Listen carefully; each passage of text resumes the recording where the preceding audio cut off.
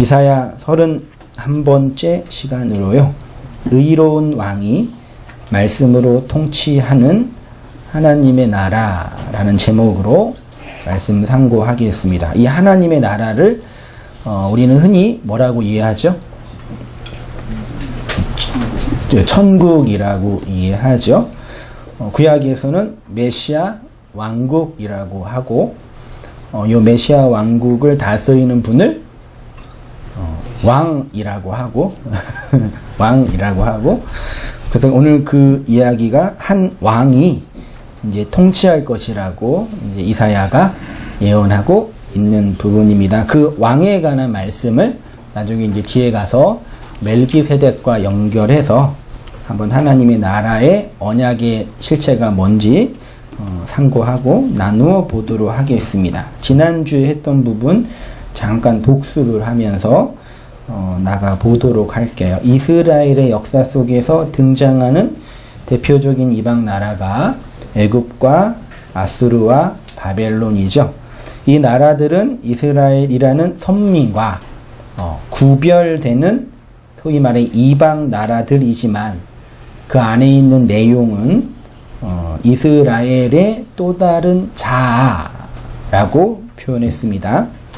아수르의 침공 속에서 바로를 의지하고 애굽을 의존하는 이스라엘의 외교적, 정치적 판단을 하나님이 꾸짖는 이유가 애굽이라는 세상의 힘을 의존하고 바로라는 육적 자아의 왕을 의지하는 불신앙과 불순종의 모습이기 때문에 정치적, 외교적으로 의지하는 그 모습 안에 그들의 불신앙을 이사야가 지적하는 것이고, 이는 여전히 자신의 왕됨을 지키겠다는 인류 보편 역사 속에서 죄인들이 발버둥치는 한 모습의 내용이기도 한 거죠.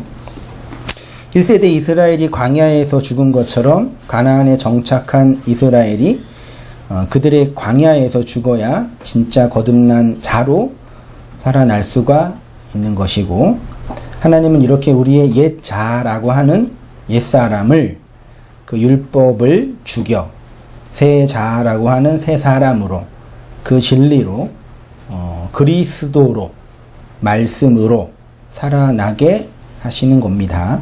이러한 하나님의 구원의 진리를 하나님은 성경의 역사 안에서 반복적으로 설명하고 확장하고 표현하고 있죠. 그러니까 성경을 읽고 있는 독자로서의 우리, 또 설교를 하고 있는 설교자로서의 우리, 또 그 설교를 듣고 있는 성도로서의 우리가 성경을 읽거나 설교를 듣거나 말씀을 나눌 때 뭐 새롭고 특별하고 놀라운 지식을 막 듣고 배워서 새로워질 때도 있지만, 또 한편으로는 그 내용이 그 내용인 거죠.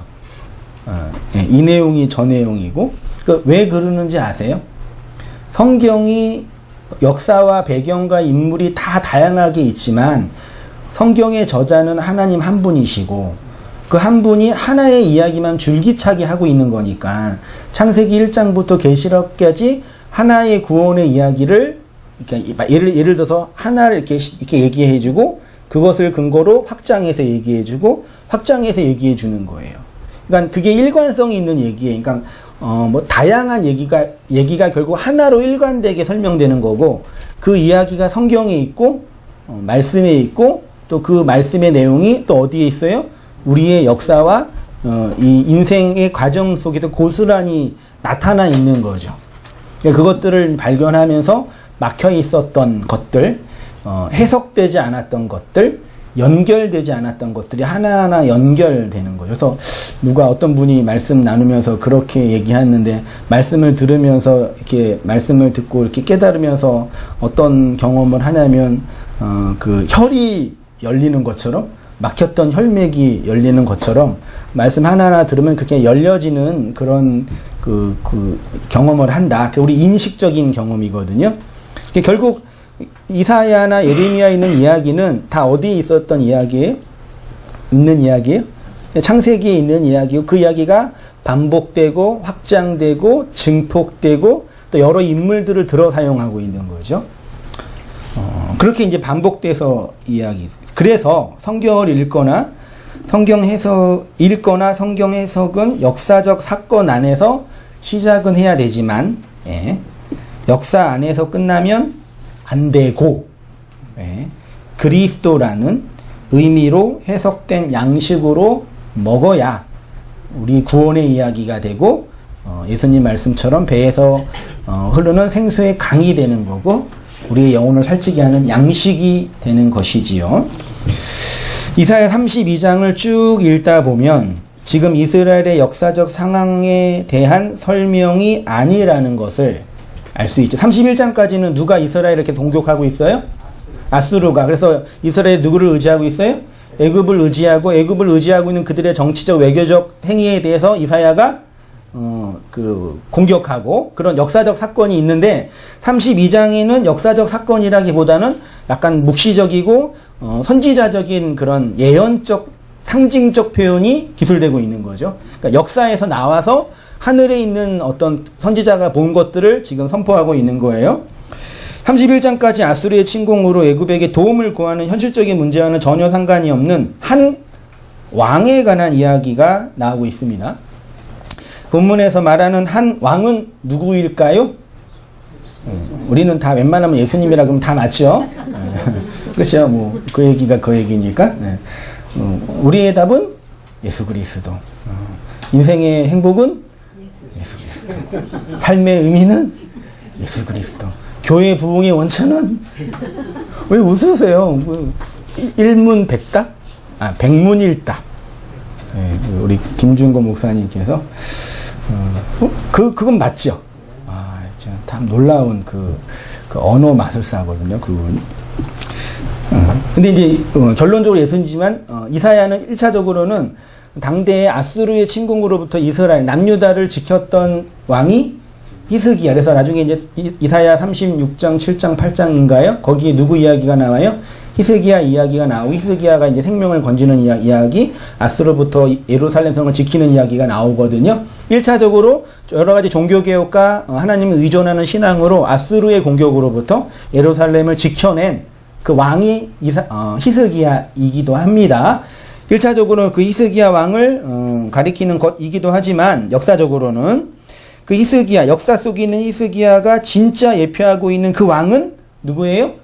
예수 그리스도죠. 그래서 성경의 문자든 인간의 역사든 이 아래의 세상으로 주어진 모든 것들은 모두 영원의 묵시를 내용으로 담고 있는 상징이고 모형이고 예표이고 그림자이기 때문에 이 역사적 사건과 인물을 통해서 그리스도로 수렴되는, 그리스도로 결론 짓는 그 묵시를 이해하고 깨닫고 받아들이는 게 중요한 거죠.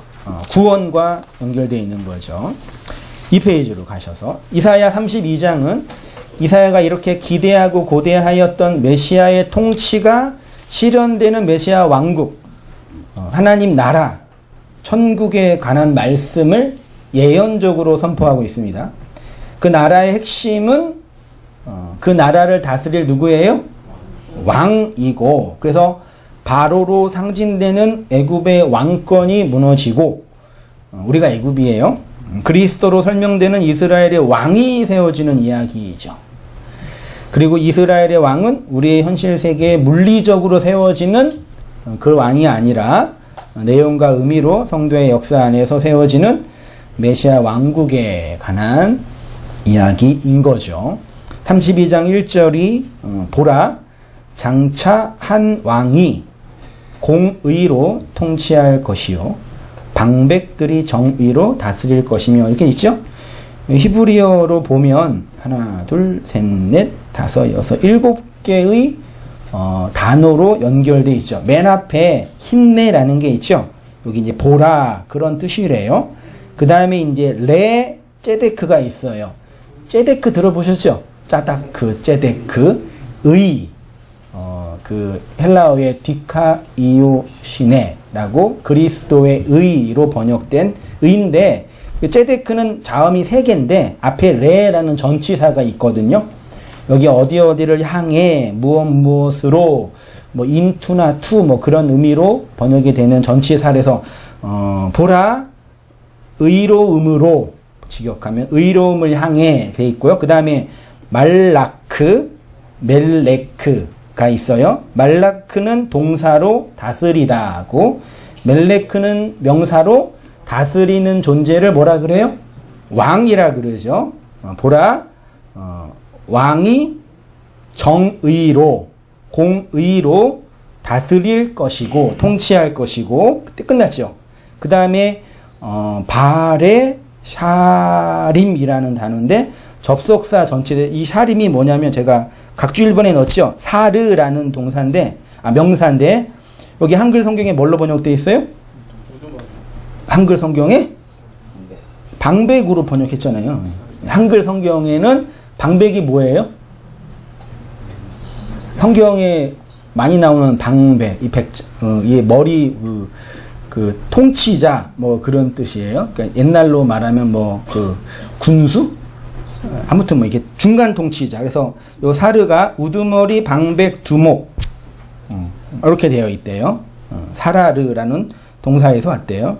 그 다음에 이 방백은 레 미슈파트로 되어 있고, 미슈파트 들어보셨죠? 예. 그 째데크는 본질적 의라고 한다면 미슈파트는 그 공의, 어떤 이 현실적으로 경험되는 의라고 표현되는데, 그러니까 의로움을 향해, 그 다음에 사라르는 이게 통치한다, 다스린다, 지배하다. 그러니까 직역하면 한 왕이 멜레크가 통치하고 말라크하고 의로움을 향해, 의로움으로 레제데크, 그리고 방백들은 사르는 공의로 미슈파트로 사라르 다스릴 것이다. 뭐 한글 성경과 큰 차이 없이 잘 번역된 내용이죠. 여기도 이제 볼 게 뭐냐면 메시아 왕국을 다스리는 실체가 뭘로 설명되어 있어요? 둘로 설명되어 있죠. 첫째는 왕이고 둘째는 방백이라고 번역된 사르예요. 왕은 멜레크고 방백은 사르예요. 고대 시대는 군주제였기 때문에 왕이 온 나라를 다스리고, 오타입니다. 다르시고 다스리고, 그 왕권에 협력한 지역의 귀족들이, 방백들이라는 사람들이 그 지역을 통치하는 그런 정치 체제였죠. 그걸 그대로 이제 역사적 사건을 두고 얘기하는 거예요. 그건 정치적 이야기고. 그런데 메시아 왕국이 도래하면 왕은 뭘로 다스린다고요? 의로움으로 다스리고, 방백은 공의로 다스린대요. 잘 들어보세요. 왕은 누구예요? 그리스도. 방백은 누구예요? 그리스도라고도 할 수 있지만, 그리스도가 우리를 다스리죠. 무엇으로 다스려요? 말씀으로 다스리잖아요. 그냥 기록되어진 말씀이 아니라 우리에게 영으로 주어진, 영으로 건네준 그 말씀으로 우리를 다스리죠. 구약에서 왕은 하나님을 대신하여 이스라엘을 통치하는 자로, 신약에서는 그리스도를 모형하고 예표하는 겁니다. 그리스도가 교회의 머리로 교회를 다스리고 통치하시지요. 그러면 방백의 역할은 누가 하는 것일까요? 그리스도의 통치를 우리의 역사 속에서 실현하는 실체를 말씀이라고 합니다. 그 하나님이 여러분을 뭘로 다스린다고요? 하나님 우리를 뭘로 다스린다고요? 하나님이 교회를 뭘로 다스린다고요? 선포되는 말씀으로 다스려요. 근데 그 말씀은 서기관의 열심으로 기록되어진 말씀, 그거는 기록되어진 말씀이죠. 그걸 쉬운 말로 뭐라 그래요? 율법이죠. 율법을 흔히 뭐라 그래요? 열의 말씀이라 그러죠. 10계명이 율법의 총화잖아요. 이렇게 기록되어진, 돌판에 기록되어진 말씀을 10계명이라고 표현하는 거예요. 10계명. 그렇게 서기관의 열심으로 기록되어진, 돌판에 기록되어진 말씀이 아니라 우리의 역사와 심령 안에서 진리로 선포되어지는 말씀. 그 바울은 이제 신비에 새겨진 말씀이라 그러죠. 그래서 이사야 32장 15절이 이렇게 기록되어 있어요. 같이 읽어보겠습니다. 시작. 마침내 위에서부터 영을 우리에게 부어주시리니 광야가 아름다운 밭이 되며 아름다운 밭을 습으로 여기게 되리리. 이게 32장 15절이에요. 15절 앞에는 뭐가 있어요? 14절이 있죠. 14절의 내용과 15절의 내용이 되게 상충돼요. 나중에 보겠습니다. 나중에 보고 마침내 위에서부터죠. 영이 뭐예요? 루아으로 되어 있어요. 영, 말씀, 위에서 떨어지는 말씀, 우리에게로. 그 다음에 부어주리니라는 단어가 되게 중요하고 재미있는데 각주 12번에 부어주리리가 아라라는 동사로 되어 있대요. 6168번이라는 단어인데 이게 기본적인 뜻이 벌거벗다, 알몸으로 드러내다, 쏟다 붓다, 비우다 이런 뜻이래요. 그러니까 영을 부어주는 거를 다른 말로 벌거벗다, 드러내다. 그러니까 영이라는 하나님의 말씀이 영으로 우리에게 부어지면 소위 우리가 말씀의 은혜를 받았다라고 간증이나 기본적으로 표현을 할 때 어떤 경험을 하셨던 거예요? 네, 그렇죠. 나의 실체가 이런 가였구나. 내가 그동안 율법에 갇힌 애굽의 왕으로 살았구나. 나의 실체가 드러나는 거죠. 그게 발가벗겨지는 거잖아요. 그런 단어로 이렇게 기록되어 있네요. 그렇게 되면 광야가 뭐죠? 미드바르죠? 다바르 앞에 맴이라는 단어가 붙어서 말씀이 있는 장소 그렇게 표현했죠. 예, 그게 광야예요. 광야가 아름다운 밭, 이게 케렘인데 이게 농장, 포도 농장 뭐 그런 뜻이래요. 되고 이 되며 아름다운 밭은 숲으로 여기게 되리라. 그러니까 하늘에서 부어지는 영으로서의 말씀이 떨어지면 우리의 마음 땅 미드바르라는 광야가 열매를 맺는 그 아름다운 밭이 된다라는 그런 그림 상징 언어입니다. 3페이지로 가셔서 본문을 직역하면 영이 위에서부터 우리에게 부어질 때까지예요. 그러면 그 전까지는 부어지지 않은 거네요. 그렇죠? 그럼 그 전에는 부어지기 전까지의 사건이 있어야 되잖아요. 그게 11절부터 쭉 나와 있어요. 같이 읽어보겠습니다. 시작. 너희 안일한 여자들아 떨치어다. 너희 염려 없는 자들아 당황할지어다. 옷을 벗어 몸을 드러내고 배로 허리를 동일시어다. 그들은 좋은 밭으로 인하여 열매 많은 포도나무로 인하여 가슴을 치게 될 것이니라. 내 백성의 땅이 가시와 찔레가 나며 희랑의 성읍 기뻐하는 모든 집의 날이니 대저 궁전이 패한 바 되며 인구 많던 성읍이 적막하며 오멜과 망대가 영원히 구렬이 되며 들나귀가 질그는 꽃과 양떼의 조장이 되려니와. 그러고 마침내 위에서부터 영을 우리에게 부어주리니. 그러니까 14절까지 대충 문맥에 있는 단어만 언뜻 보더라도 가시, 찔레, 굴혈, 들나귀. 성경의 들나귀는 성욕으로 헐떡대는 욕망으로 가득한 그런 그 죄의 모습을 상징하는 동물이에요. 굴혈은 뭐예요? 동굴이죠. 예수님이 이스라엘 백성을 향해서 이 성전을 너희가 강도의 굴혈로 만들었다 그랬죠. 네. 되게 가시와 찔레는 창세기 3장에 그 엉겅퀴 있잖아요. 율법 안에서 이 땅이 내는 거. 그러니까 이스라엘 백성의 이 내적인 상태가 이렇게 되는데 이런 상황인데 이게 하나의 심판이에요. 마침내 위에서부터 영을 부어주면 그러면 15절 이하는 어떻게 되겠어요? 심판과 대조되는 회복의 이야기가 나와야 되겠죠. 16절 이하 같이 보겠습니다. 시작. 그때의 정의가 광야에 거하며 공의가 아름다운 밭에 거하리니 공의의 열매는 화평이요 공의의 결과는 영원한 평안과 안전이라. 내 백성이 화평한 집과 안전한 거처와 조용히 쉬는 곳에 있으려니와 그 숲은 우박에 상하고 서금은 파괴되리라. 모든 물 가운데 씨를 뿌리고 소와 나귀를 그리로 모은 너희는 복이 있느니라. 여기 단어는 정의, 공의, 화평, 평안, 안전, 쉼 요거 있죠. 그러니까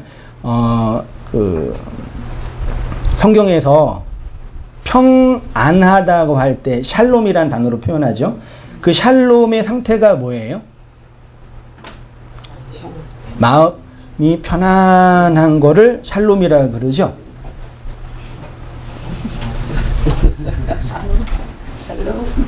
다 힘든데, 세상은 다 힘들고 환경은 너무 힘든데 내 마음만 평안하면 그게 뭐예요? 천국이죠. 왜 비웃으세요? 그걸 뭐라 그래요? 신앙이라 그래요? 감정이라 그래요? 성경이 말하는 샬롬의 상태는 내 마음이 편안한 그 상태가 아니에요. 그거는 그냥 내 감정이 좋은 거예요. 감정이 편안한 상태에 자주 있는 분들이 누구예요? 막 어떤 그 이적과 기적과 같은 그런 신비주의적인 교회나 이단 같은 교회에서 마음이 편안한 그 상태 있잖아요. 그 샬롬이라는 건 그런 우리의 정서와 환경이 편안한 그것과 아무 상관없어요. 이해되세요? 성경이 말하는 나중에 이제 이해돼요. 언약과 관련되어 있는 거예요. 샬롬 하면은 평강의 왕 하면 대표적인 인물이 누구예요? 솔로몬이잖아요. 솔로몬이 평강의 왕이라 할 때는 하나님과 이스라엘 백성의 언약이 실현되어 성전이 완성되는 그 얘기를 하는 거거든요. 아무튼 샬롬은 그 얘기예요. 네, 평안, 안전. 이게 이제 위에서부터 떨어지는 영의 말씀으로 이루어지는 사건이라고 표현하고 있습니다. 자, 이렇게 그리스도가 왕이 말씀으로 다스리는 나라가 메시아 왕국이에요. 구약에서 예수님이 이걸 뭐라고 했어요? 하나님의 나라라고 하고 요거를 흔히 천국이라 그러고 혹은 뭐라 그래요? 당이라고 하죠. 천당은 약간 그 이교적인 당자가 그런 겁니까? 어떤 분이 제 설교를 다 들었는지 모르겠지만 제 설교를 이렇게 들으시면서 그 한성희 목사라고 있는데 그 목사는 천국을 인정하지 않아. 그렇게 누구한테 얘기를 했대요. 여러분 제 설교 좀 많이 들었죠? 그래도 1년 듣고 2년 듣고 3년 들으셨잖아요. 여러분 보기에는 어때요? 제가 천국을 인정하지 않아요? 네? 카톡이 왔어요? 카톡이 아니라 그러래요? 여러분 볼 때 제가 천국을 인정하지 않아요. 한국교회가, 한국교회라 그러면 좀 그렇지. 어쨌든 기본적인, 흔히 말하는 일반 교회에서 많은 성도들이 불려지는 분들이 생각하는 천국은 현실 천국이에요? 내세 천국이에요? 내세 천국. 일반적으로. 한 몇 프로 정도 내세 천국을 생각할까요? 거의 90% 이상인가요? 그러니까 내세 천국은 죽음 이후에 가는 좋은 어떤 곳이라는 개념으로의 그거죠. 그게 있어요, 없어요? 있지요. 성경이 있다고 하고, 그리고 논리적으로 판단하고 영적인 존재인 인간이 하나님의 영을 받은 존재가 죽음 이후에 다른 동물들처럼 그냥 멸절되고 사라진다는 건 좀 받아들이기 저는 어려워요. 내세 있어요. 근데 문제는 뭐예요? 가본 적이 없는 거라.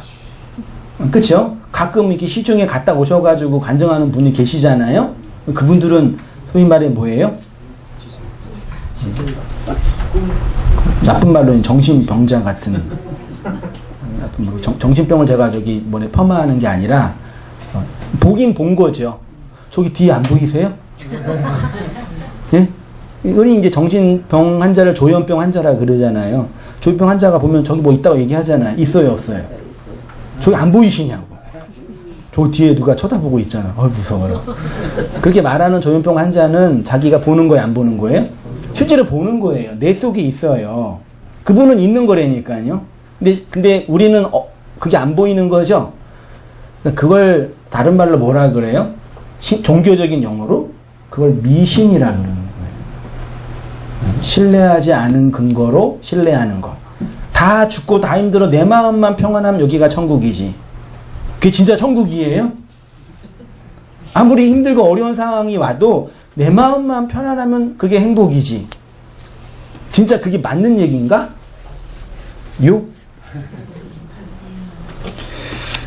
성경이 말하는 샬롬, 그리스도의 왕이 통치하는 그 나라는 그런 우리가 하는 게 아니에요. 그러니까 여러분 미신이 가장 인간의 영역을 잘 이용하는 게 인간의 이 인격과 성품에 잘 이용하는 게 뭔지 아세요?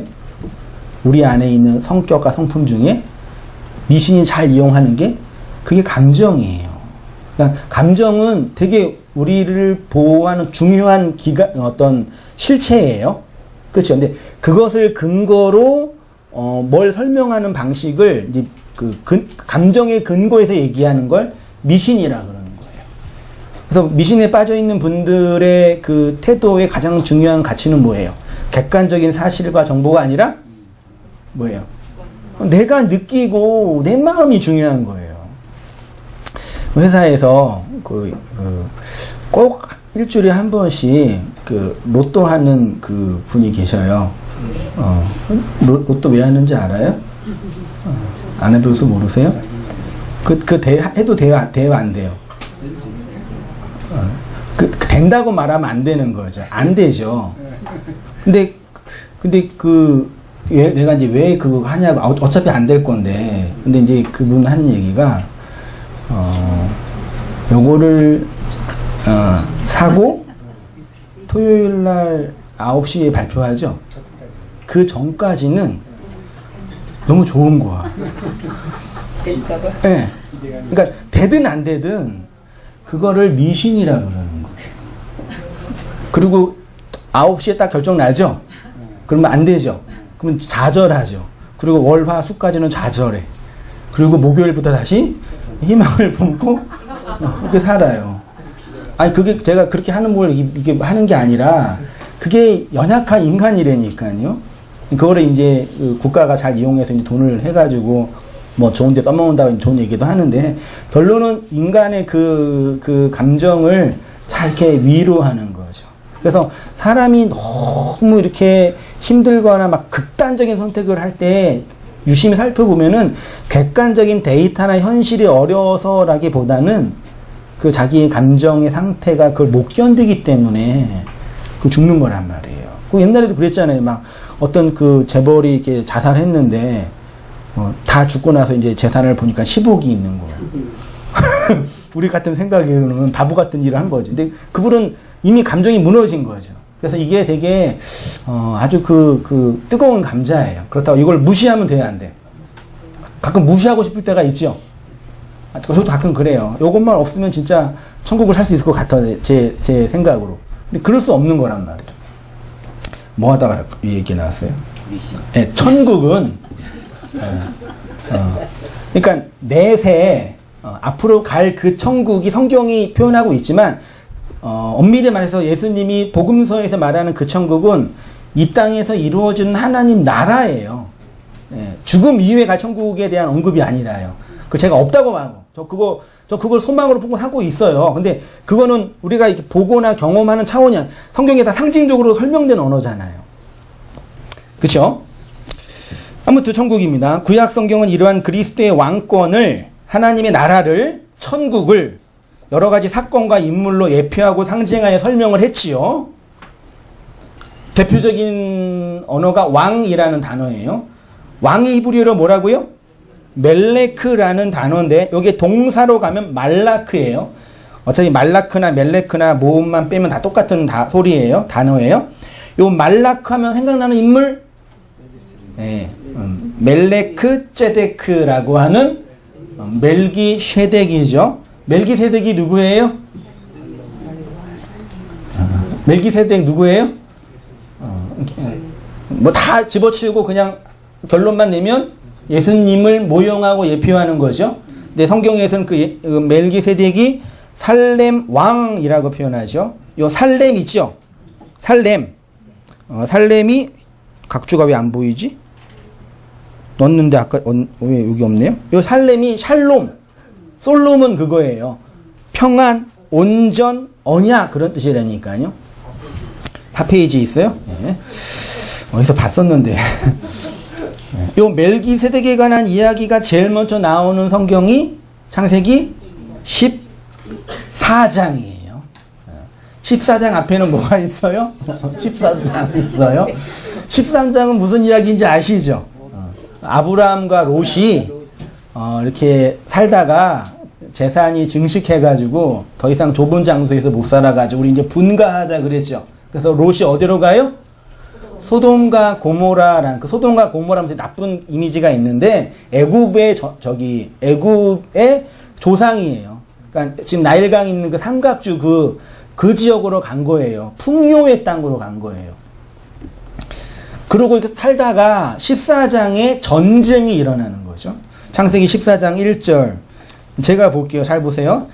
읽기도 어려워요. 당시에 신할 왕 아무라벨과 엘라살 왕 아리옥과 엘람 왕 그돌라오멜과 고임 왕 디다리 몇 명이에요?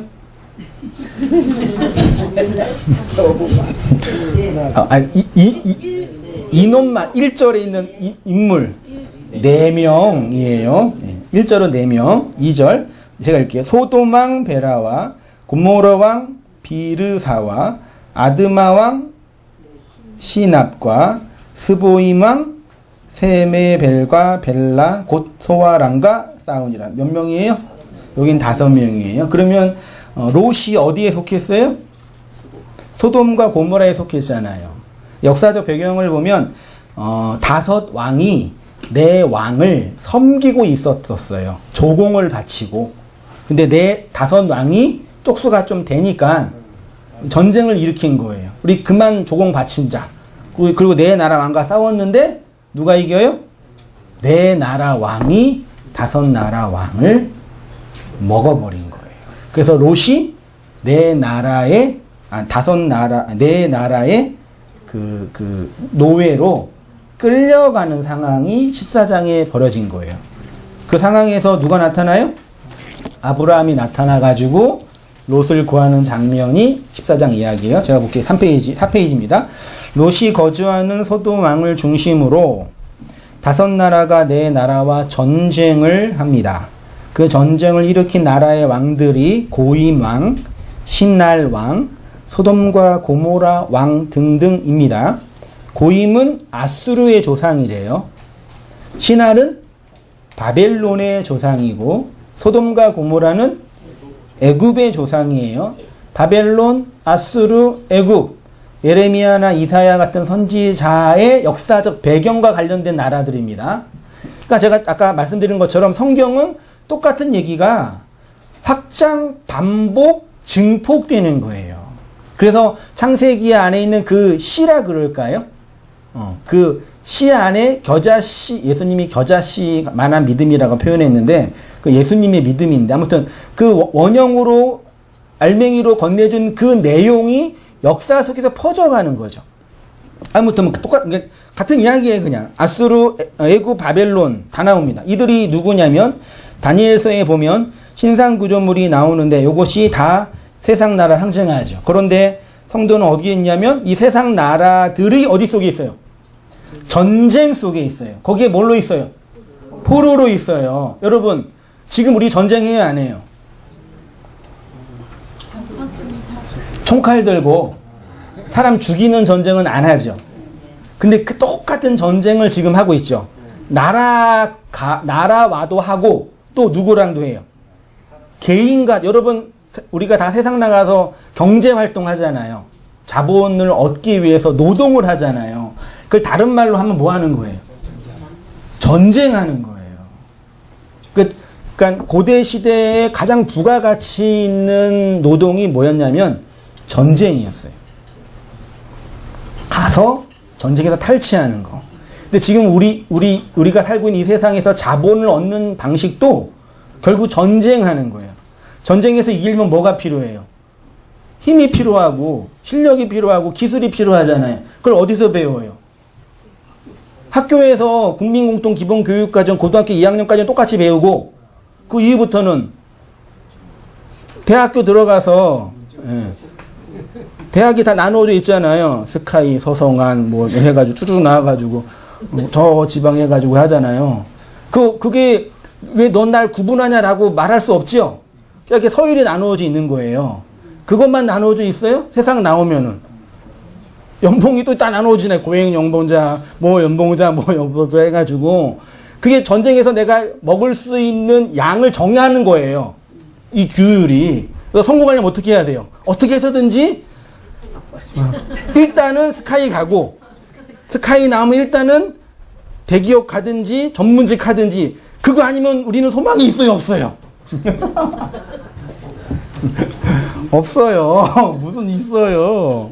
자본을 어떻게 벌어요? 그거 말고 다른 방식이 있어요? 그리고 이제 맨 밑에 가면은, 그 정글에 가면은 사자와 그 호랑이 가장 많은 고기 먹고, 저 끝에 하이에나나 뭐 이렇게, 얘네들은 뭐예요? 걔네가 먹었던 찌꺼기 먹잖아요.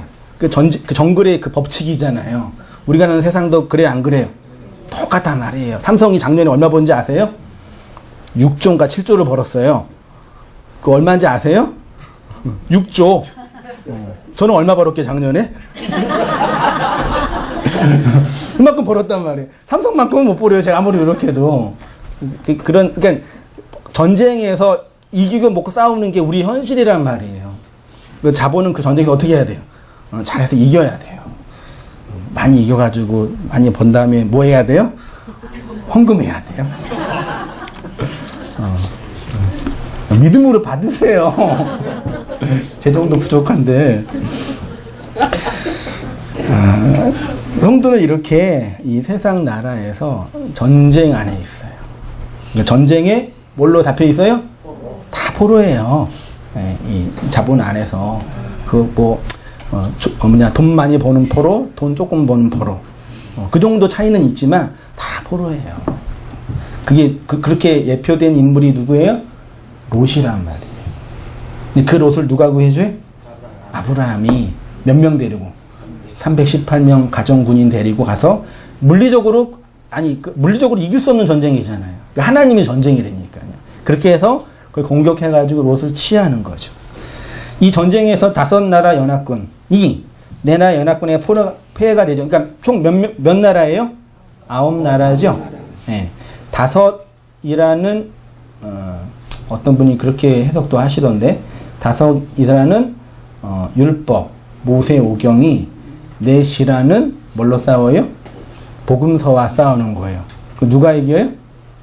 복음서가 이기지. 그 복음서의 마지막 하나가 사랑이라 그러죠. 그 얘기를 하고 있는 거라고 하더라고요. 그럴듯합니다. 아무튼 롯은 네 나라 연합군에게 전쟁 포로에 잡혀가게 됩니다. 그런데 하나님은 당신의 백성을 거기서 빼내십니다. 어떻게 빼내시냐면 잘 깨달아서 나오게 하시는 것이 아니라 천사, 말씀을 가진 자를 보내서 그 사로잡고 있는 세상 나라를 격파하고 롯을 빼내는 거예요. 그게 14장 16절 이하입니다. 같이 한번 읽어보겠습니다. 시작. 모든 빼앗겼던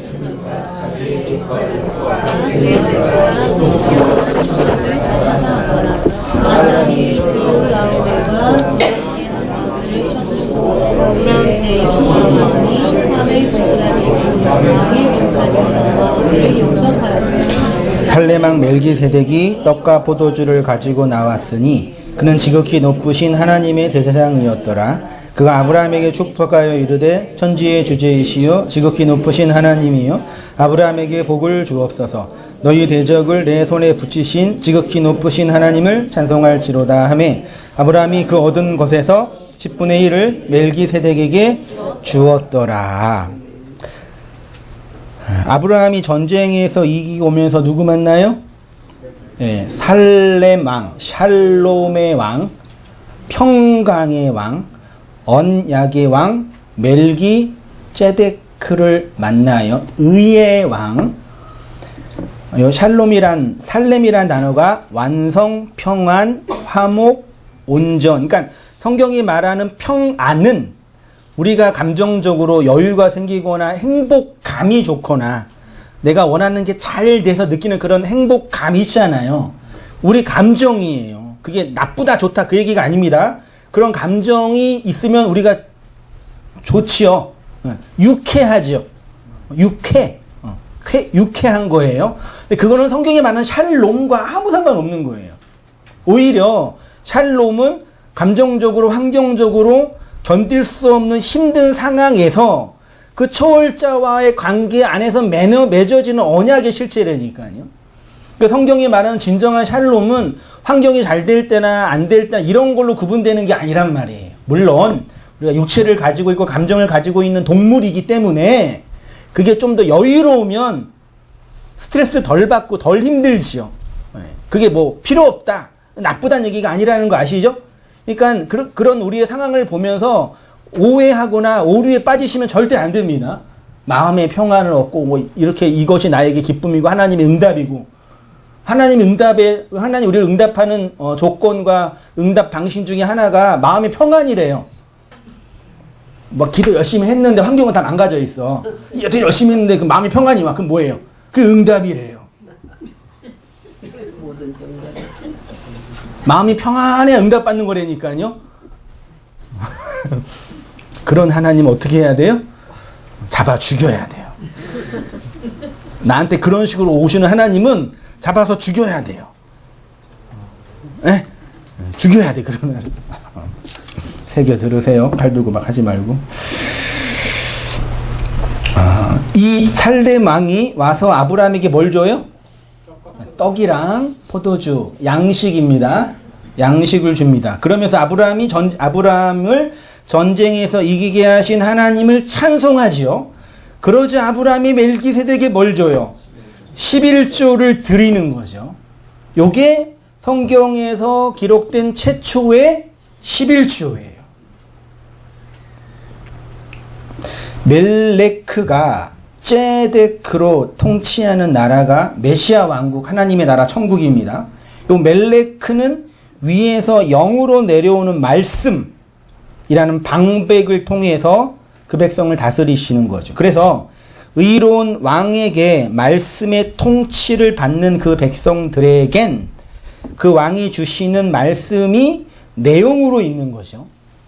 그러니까 쉽게 말해 아브라함이 멜기세덱에게 떡과 포도주라는 왕의 양식을 받자 멜기세덱에게 뭘 드렸어요?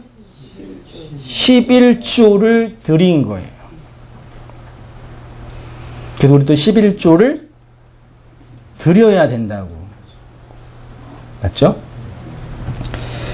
본문에는 그가 얻은 것에서 11조를 드렸다라고 표현하고 있는데, 요거 20절 다시 보세요. 14장 20절 창세기. 너희 대적을 내 손에 붙이신 지극히 높으신 하나님을 찬송할지로다 하매 아브라함이 그 뭐예요? 그 얻은 것은 뭐예요? 문맥상? 전쟁에서 취한 노략물이죠. 그럼 아브라함이 그 소돔과 고모라 그 전쟁에서 노략물을 취했을까요? 성경 찾아보세요. 있나? 없어요. 없어요. 근데 우리는 그렇게 이해하고 있죠. 누가 그런 거예요? 성경 안 봤잖아. 그러니까 아브라함이 그러니까 전쟁하면 당연히 이겼으니까 노략물을 당연히 취할 거라고 생각하잖아요. 근데 아브라함은 그 정복 정책한 게 아니라 롯을 구출한 정책을 한 거예요. 이해되시죠? 그러니까 노략물이 없어요. 그러니까 성경이 없어요. 있을 수도 있겠죠. 근데 없어요. 근데 그 얻은 것, 이거 번역을 이렇게 해버린 거죠. 근데 그 얻은 것이라는 단어를 보니까 22번에 넣었죠. 콜이라는 단어, 이게 3605번인데 모두 전체 완전함을 의미하는 단어인데 칼날이라는 단어, 동사에서 왔대요. 이 칼날이 뭐냐면 완전하게 하다예요. 온전하게 하다. 그러니까 완전함.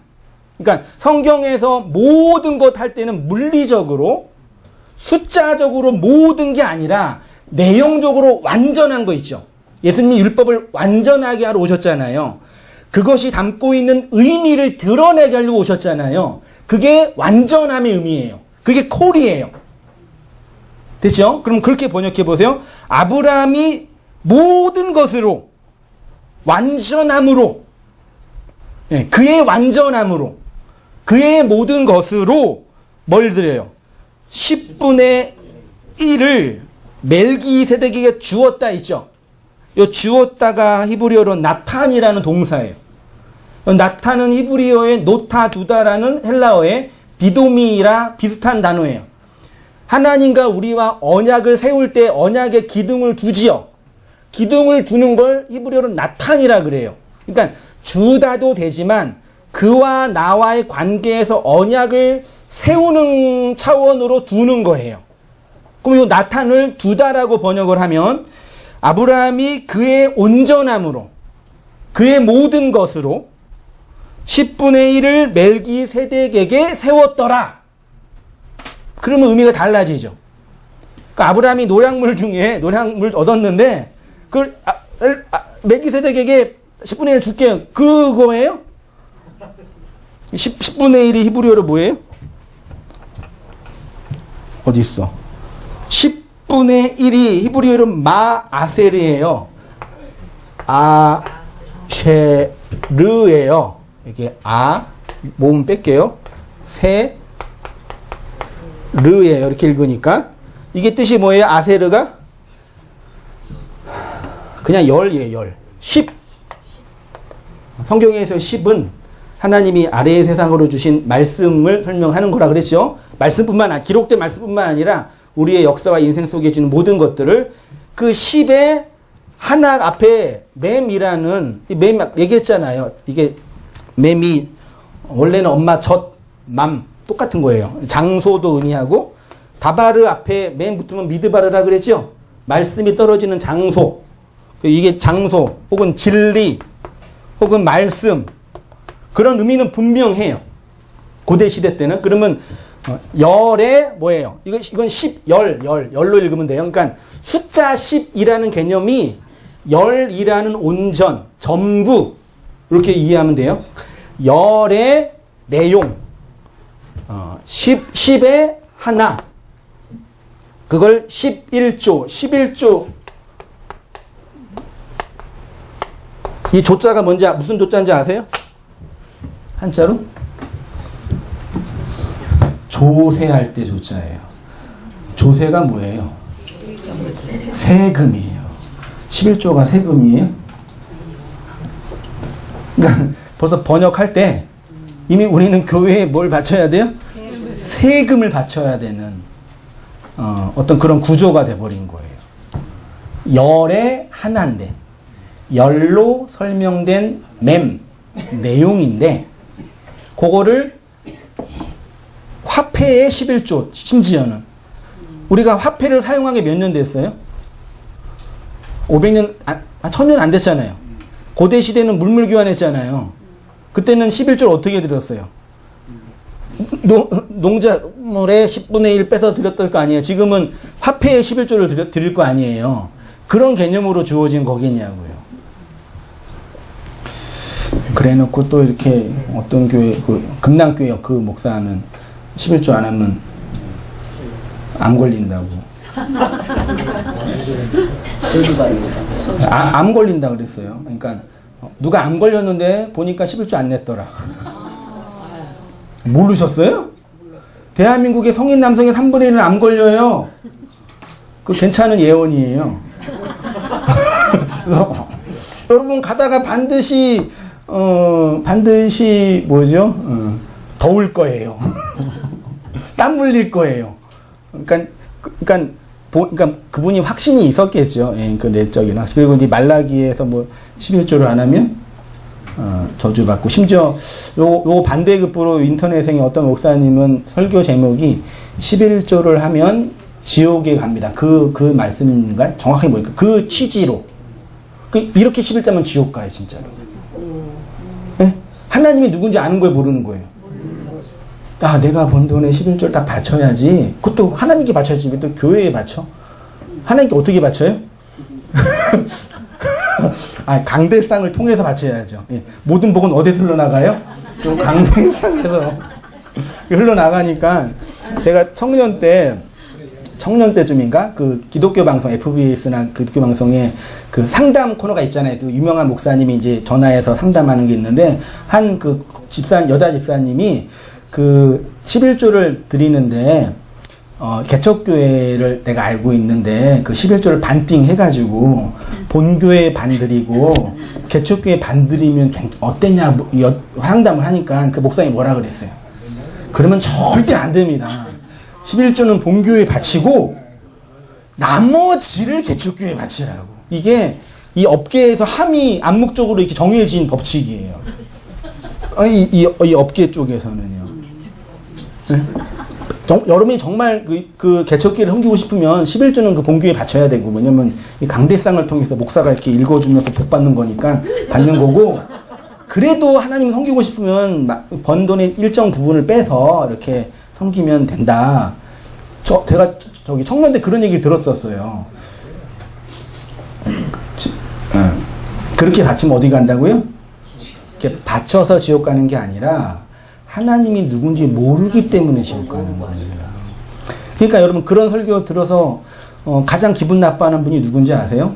11조를 바치면 지옥 가면 이 설교 들으면 가장 기분 나빠하는 누군지 아세요? 아유, 목사 그렇게 나쁜 사람은 생각하지 마세요. 11조를 3년 동안 열심히 바친 성도가 제일 기분 나빠해요. 네? 그 목사는 그래도 그거 받고 생활비라도 했으니까 뭐 더 억울한데, 성도는 자기가 참고 인내하고, 누가 돈 필요하다 그러면 내가 안 하는 게 인내하면서 했잖아요. 그거 하나님이잖아요. 그걸 망가뜨리니까 열받는 거예요. 그런 분도 열반하고, 그동안 냈던 게 억울했던 분은 너무 기뻐하시겠죠. 아싸, 이제 안 돼도 된다. 나는 모든 재정에서 자유해가지고.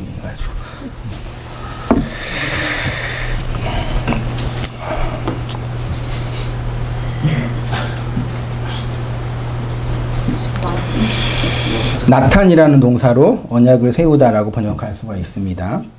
그러니까 다시 번역을 하면 아브라함이 멜기세덱에게 그 모든 것을 11조라는 단어, 이게 한자 자체도 좀 그런데 10의 내용으로 열이라는 계명이 하나의 사랑으로 언약으로 세워졌다라는 거죠.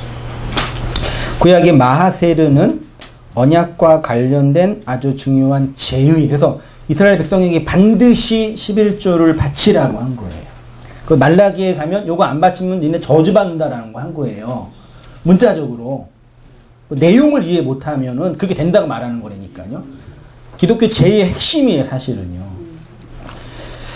진짜 중요합니다. 내가 하나님의 백성이고 하나님에게 받은 그 떡과 포도주, 하늘에서 내려오는 영의 말씀인 그 양식이 있는 자가 자신의 모든 것을 양식으로 세우는 것을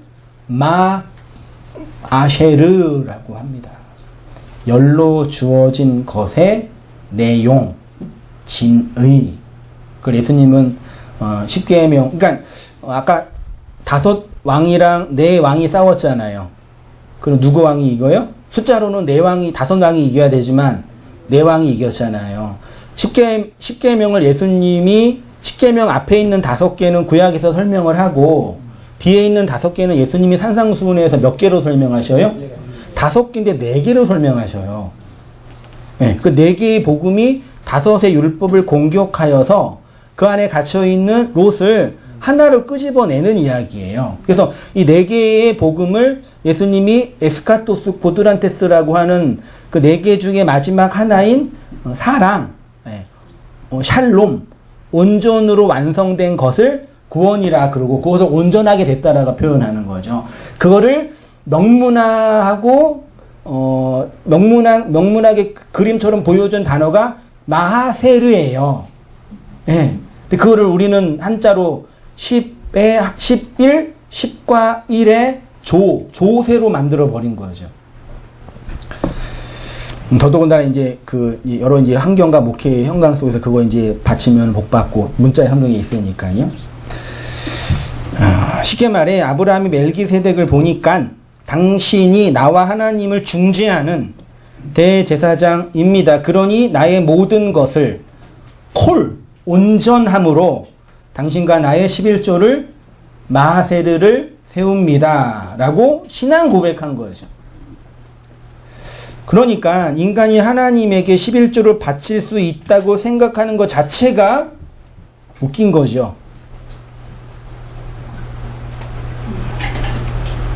하나님이라는 초월자가 자본주의가 만든 화폐 가치의 그 종이를 받으셔가지고 어디다 쓰신대요? 신사임당, 세종대왕 받으셔가지고. 이수진 장군은 별로 약하죠? 아니 그 초월자이신 하나님이 아니 생각해보세요. 돈이 그러니까 그러면 이제 그렇게 이제 묻는 거지. 내가 이런 얘기를 이제 그 선배 목사님께 하니까 네 말이 뭔지는 알겠다. 그럼 교회를 어떻게 운영하냐는 거죠. 어떻게 운영해? 돈 내서 운영하는 거죠. 교회 운영은 이해되세요? 그러니까 하나님께 나의 신앙의 본질을 드리는 그 공동체라는 그 모임을 거기 있는 공동체 회원이 십시일반으로 모여서 우리가 이렇게 운영하자. 그 회의하고 협의하고 정하고 노력하고 애쓰면 되잖아요. 그것도 아까워가지고 나는 절대 못 내. 내도 또 이게 뭐냐 이렇게 또 이렇게 뒤에서 하고 그것도 웃긴 거죠 사실은요. 그만큼 자본이라는 게 우리를 힘들게 하는 부분이긴 한데 그렇게 얘기하니까 사실은 알겠는데 이 모임을 운영할 때는 그 11조가 없으면 운영이 안 돼라고 얘기를 하는 거죠. 그렇게 해서 운영이 안 되면 집어쳐야죠. 네? 그러니까 그 모임이 뭐 하려고 그렇게 모임을 해요. 너무 심한 얘기 했나? 누가 들으면 기분 그렇게 11조 이렇게 얘기하면 뭐라 그래요? 사람들이 일반 그분들이 이거 이단이라고. 아니, 그러니까 자기 마음에 안 들면 이단이래. 특히 돈과 관련해서. 그러니까 생각을 해보세요. 여러분 말고 인터넷 듣는 어떤 분들한테. 하나님이 화폐, 우리가 지금 자본주의가 만든 화폐 가치의 그 신사인당 그 수표 그거 조기짜기 받고 내가 너 받을게 그러시겠냐고요. 하나님께서. 그 초월자신 하나님이. 네?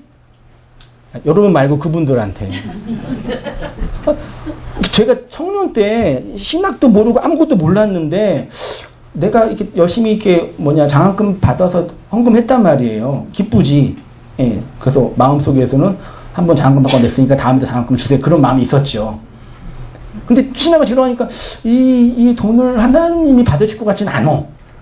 예, 청년 때. 근데 다른 분 뭐라 그래? 하나님이 받으신대. 나는 안 와. 그럼 누가 이겨요? 다섯 왕이 이기죠. 율법이. 그래서 내가 잘못 생각하나? 그런 고민했었어요. 죽어서 만약에 내세 천국으로 가면 구원 말고 다른 상급이 있어요 없어요? 있대요. 그러니까 열심히 교회에서 봉사하래. 열심히 했죠. 내가 이렇게 열심히도 아니지. 주일날 좀 가가지고 이렇게 성가대하고 했잖아요. 다른 사람에 비해서는 열심히 했다고 쳐요. 했어요. 이거 하면 하나님이 그거 날 보고 어여삐 여기셔가지고, 그래, 내가 너 상급 줄게. 그럴 것 같진 않았어요, 제가. 할 때는 기뻤는데, 이걸로 누군지 잘 모르겠지만, 그 하나님이, 너 참 잘했다, 애야. 넌 정말 좋은 애야. 그럴 것 같지 않았단 말이에요. 근데 다른 분이 뭐라 그래요? 그렇대요! 그게 어떻게 해, 내가? 그러는지 알지. 근데 계속 그런 고민이 있는 거예요. 그게 모든 인간 다 있어요, 그게요. 거짓말 하지 마세요. 그게 가리고 자기 욕망에 가려서 스스로 속이는 거예요. 목사 핑계 대지 마세요. 그냥 핑계 대는 거예요. 희생제사 이렇게 주는 거예요. 우리 내면과 본성 안에 이건 아닌 거 이게 다 있단 말이에요. 이건 지식의 문제나 어떤 진리의 영역 정도가 아니라요. 그거를 잘 이해하고 말씀을 통해서 영을 받은 그 내용을 통해서 잘 이렇게 따라가면은 충분히 헤아릴 수 있는데 그걸 거역하고 거부하는 그걸 패역한 마음이라 그런다니까. 여러분에게 말하는 게 아니라 지금도 여전히 거기에 갇혀가지고 이렇게 2단이네 3단이네 네가 웃기고 있네 그런 분들한테 얘기하는 거예요. 여러분들 얘기해 주세요. 답답해가지고.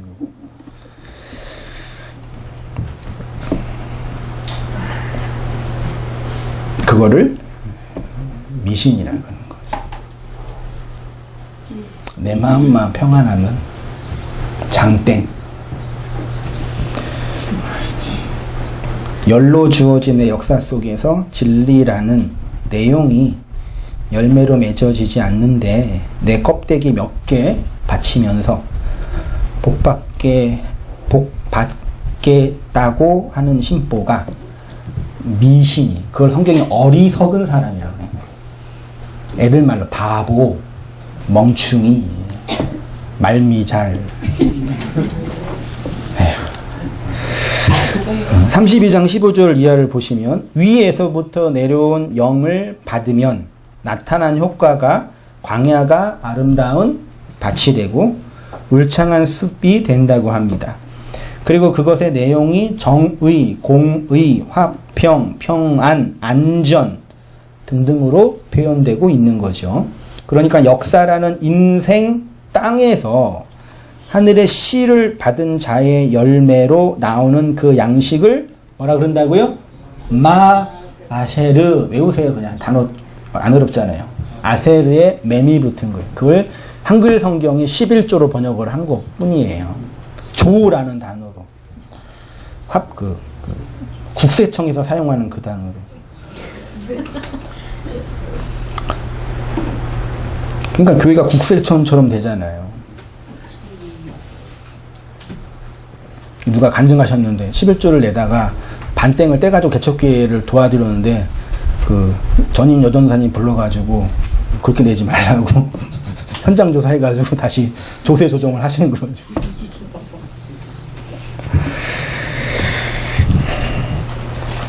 이것을 우리는 관습과 전통으로 11조라고 정의를 하고 이제는 화폐로 명문화해 버린 것입니다. 실제로 아셰르의 내용, 진리, 열의 진리, 열의 말씀으로 기록된 거죠.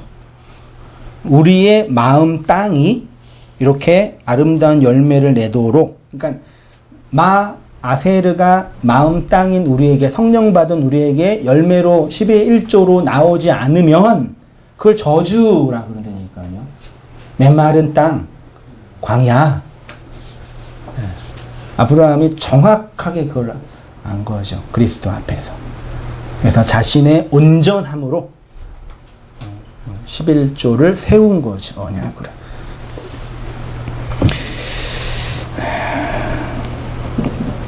이 아름다운 열매를 내도록 의의 왕이신 그리스도가 지금도 떡과 포도주를 건네주며 그 언약을 이루고 계십니다. 이 은혜를 더 깊이 풍성히 배우며 나누는 우리들의 삶이 되기를 기도드립니다. 기도할게요. 하나님 아버지, 마아세르라는 하나님의 그 언약을 아브라함이 멜기세덱 앞에서 세워서 구원의 실체와 하나님 나라의 영광을 누리고 고백하고 나누었습니다. 여전히 우리에게도 이 동일한 말씀의 내용이 실현되고 있음을 깨닫고 배우고 있사오니 하나님, 그 영원하신 하나님이 저에게 찾아오신 필설로 다할 수 없는 그 진리의 말씀으로 살아나고 은혜 안에서 순종하며 평강과 샬롬을 누리며 살아가는 저희 모든 삶들 되어지도록 아버지 인도하여 주옵소서. 그래서 진정한 용서와 안식을 얻으며 하나님이 살라고 보내주신 역사 안에서 열로 주어진 말씀들을 하나하나 배우며 그리스도로 오롯이 살아나는 저희 모든 삶들 다 되어지도록 주님 인도하여 주시옵소서. 감사드리며 예수님의 이름으로 기도드립니다. 아멘. 네, 감사합니다. 광고는요, 금요일날 성경 공부는 계속 저 자신을 위해서 하는 거 그냥 꾸준히 하고 있으니까 시간 되시는 분은 오시고 또 못 오시면 인터넷으로 다 확인해서 공부하고, 그러니까 주일 설교를 월요일부터 준비해요. 저는 항상. 근데 금요일부터 준비해가지고 이렇게 주일날 하는 거니까요. 같은 말씀이니까 하고. 주희 자매님이 아까 와서 인사 많이 갔어요? 벌써? 화장실 갔나요? 네. 5개월 만에 왔나요? 결혼하고 4개월인가? 네. 네. 둘 데리고 태를 데리고 그리스도를 가지고 왔으니까 격려해 주시고 축복해 주시고 그랬으면 좋겠습니다. 네. 다 함께 일어나셔서 찬양하고 마치겠습니다.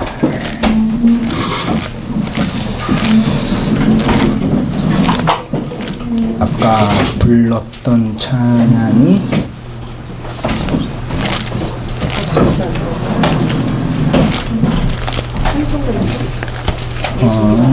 아니요. 세 번째 불렀던 찬양이 뭐였더라? 몇 번이었죠? 네? 9번? 9번? 네. 네. 9번 그 나라의 달리 찬양하겠습니다.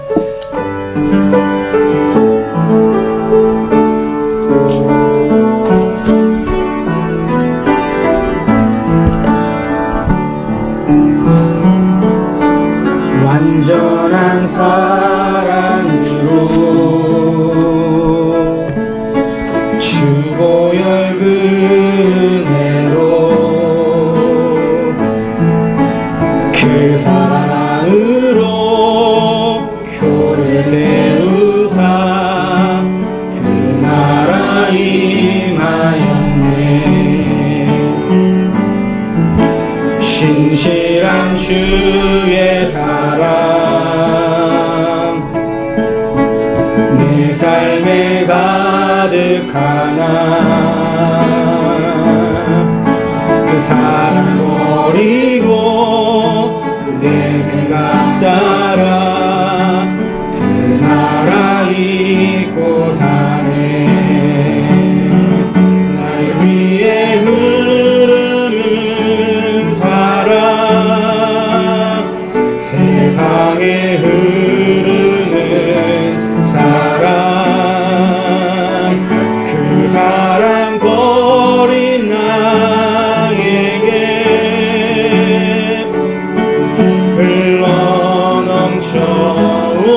흘러넘쳐오네. 주님이 회복한 나라 주님이 통치하시니 축복에 될 소망 품고서 그나 한 번 더 할게요. 완전한 사랑으로 완전한 사랑으로 주보혈 은혜로 그 사랑으로 교회 세우사 그 나라 임하였네. 신실한 주의 사랑 내 삶에 가득하나 그 사랑 버리고 내 생각 따라 그 나라 잊고 사네. 날 위해 흐르는 사랑 세상에 흐르는 사랑 그 사랑 버린 나에게